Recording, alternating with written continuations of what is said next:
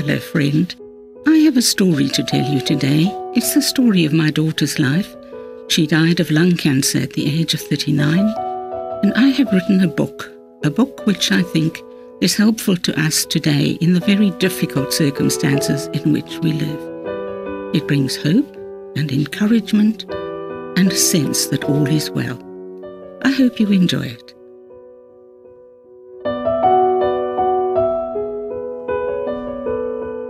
Episode 1. I've just bumped my leg on my desk at the office, Mum, Shirley says over the phone, and it's really sore. It's a week or two since she flew back home after a lightning weekend visit in March 2013 to her father and me in Cape Town. In the UK, Shirley lives in the leafy green village of Wokingham amid random housing developments. Horses sometimes clip-clop down her lane, which she loves. Now, curled up on her old leather couch, she holds her phone firmly between shoulder and ear. "Mum," she says, "I've been gymming a lot. At first I thought the leg thing was just that. But my physio felt that something was not quite right, so she sent me for x-rays. Doctor's appointments, scans and biopsies follow. Shirley passes a lot of time sitting in waiting rooms with somewhat dishevelled magazines. Her thoughts are anxious and somewhat dishevelled too. Still the swelling increases. As the skin of her right thigh stretches, her leg begins to shine and glow deep pink. For her father, Shirley and me, the days become anxious and stressed. "Oh, Mum," she confides, "the pain's terrible, and they can't give me anything until they know what's going on. The only way I can get upstairs now is to sit on my bum and drag myself up backwards." Shirley can't sleep. This is not new, thanks to bouts of depression and stress. She watches current movies and lots of repeats. She loves to escape into sci-fi. Even Buffy the Vampire Slayer serves as some sort of distraction. Often she sips the dry red wine she loves until deep into the night. She comes to hate tossing and turning. Her 3 cats don't like it either. She disturbs them as they stretch out beside her. So she often stays downstairs in front of the TV, hoping to get sleepy, often only in the early hours of the morning. Resourceful as ever, she tries to ease the pain by strapping the leg. She creates an attractive crisscross pattern with black tape. "Ha ha," she writes on Facebook, "I drove to Leeds with a bag of frozen peas on my leg." Still the leg swells and the pain increases. She finds some attractive baggy pants online and orders 3 pairs. Every day now Shirley calls. She details her growing alarm. "Next thing I get this scary phone call.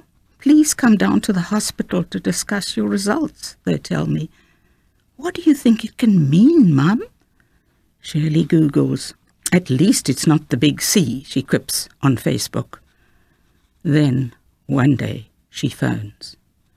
"Mum, they are pretty sure it's a tumour in the bone," she wretchedly tells me, her voice distressed and teary. "It is cancer, but I think it is only stage 1 or, at the worst, stage 2. All of this is such a shock. She's always been so amazingly fit and well, not during her university days of snoozing and partying, but from the time she was married. She got into orienteering, hiking, skydiving, skiing, and a little bit of rock climbing in a big way. She even tackled DIY, but found out that it's not as easy as it looks. So she got the curtain rails up in her 3-bedroomed house, with 1 or 2 endearingly skew. Once we recovered from the news, to some small degree, Brian and I and many friends and family have to ask, how can you, of all people, have cancer? Yet she has.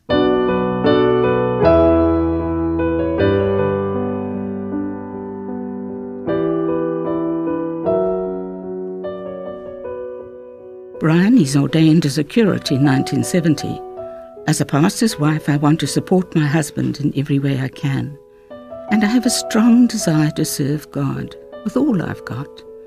I run the women's work, take on kids' church, counsel, visit and do admin.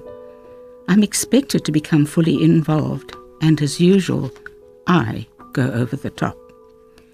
In 2000, I enroll first for a master's degree in education at a Christian university in America, and then enter their doctoral program and do some lecturing. From 2002, I create and present all sorts of programs for a national Christian radio station. I interview, create themes for music programs, write women's talks and children's stories. In 2004, I resign, overcome by a mild form of chronic fatigue syndrome, or ME. It's obvious that I love to keep many balls in the air. In fact, Brian and I are in the same boat. We don't play much, and we don't play often. In 1970, Brian and I decide we want to start a family, but we can't fall pregnant. The disappointments are too many to count. I remember thinking, God is refining me, but it's so painful. Your hopes go up and down, month by month. We put our names down for adoption. 2 years of heart anguish later, we have a pretty strong suspicion the Adoption Society has a baby for us. We begin to get a little excited. Surely it won't be long now. Then an amazed gynecologist has to admit we might be pregnant. I can't believe it. I just can't believe this, he mutters, wiping his bald head, perhaps more thoroughly than necessary. Go away, he says gently, taking in the surprise on our faces, and come back in 2 months, and then we will know. So after a very long 2 months, we come back, and he has to admit, you really are pregnant, 4 whole months pregnant. I find it all such a joy. I decorate, I paint a frieze of soft pastel bunnies, kittens and puppies to run right round the baby's room. I design, and Brian builds, a cupboard for the baby's clothes. The banging as we put it together makes the baby kick hard in the womb. A precious moment.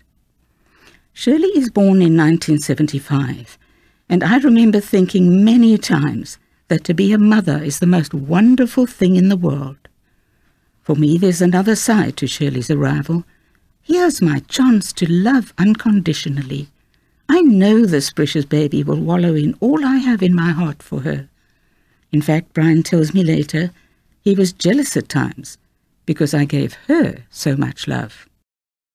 At first, we spend our time together doing very simple things.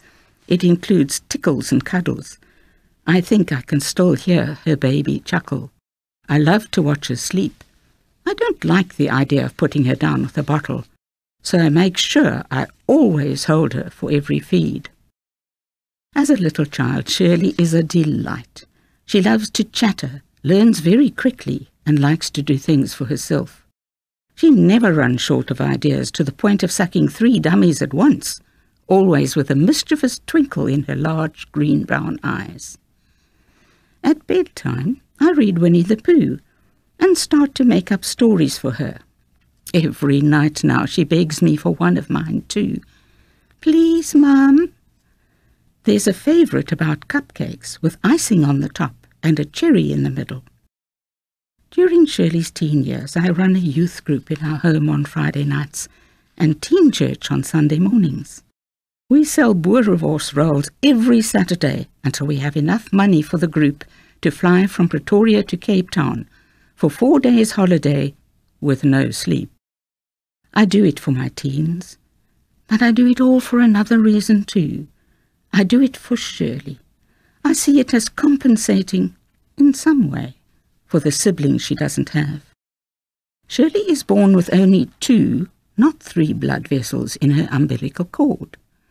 This suggests to our paediatrician there could be trouble ahead. I dismiss that as absurd. Foolishly, I assume that surely, after all we've been through, we deserve a perfect, totally normal, healthy child. In time, a shadow of concern does creep ever so slowly into my heart. So maybe the missing blood vessel is significant after all. Maybe, while there's nothing physically wrong, it symbolizes the absence of something else, something psychological, something really ominous. School days bring the catty interchanges of little girls, and Shirley goes to pieces. I am always comforting, holding her on my lap, and gently drying the very many tears. I remember being on the beach on holiday at Scottsboro. 9-year-old Shirley takes off her thick glasses. She doesn't want to lose them in the sea. There's a moment when I look up to see her coming from the water, totally lost.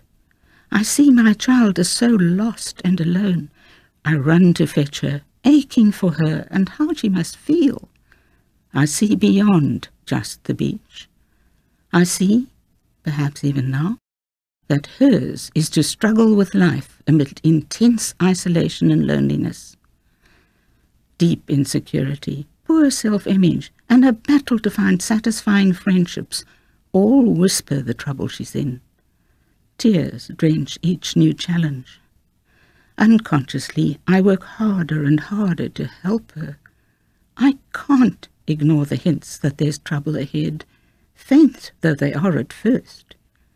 What I remember most is distress, my growing distress. I know this is when my pain for her began, pain that lasted for a very long time.